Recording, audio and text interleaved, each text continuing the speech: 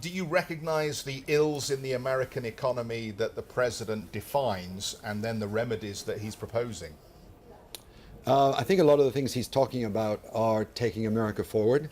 I liked the speech. I liked there's certain great American words in the speech, but I think the most important word in the speech that he recognizes is that America respects human dignity.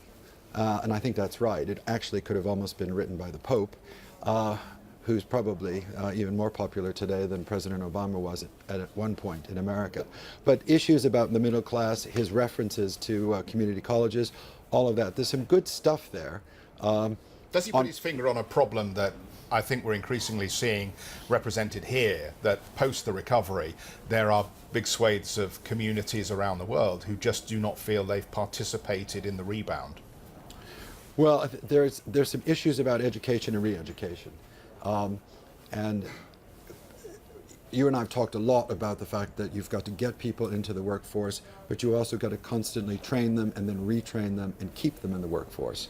And part of that is the community college system that he's talking about providing on a more efficient cost basis is, at one point in time, 20 years ago, was an important bedrock of bringing people into the American workforce. That has sort of broken down in the last 10 to 15 years, been replaced by a lot of people that are training coders and technologists.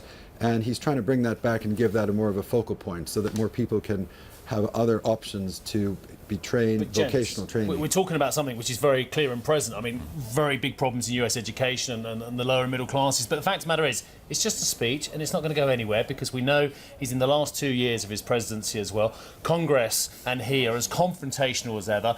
How's he going to pay for all of this? These free education, the tax credits, get people working again. It's going to be the rich again, taxing the rich, $328 billion over 10 years. It's not going to happen, is it?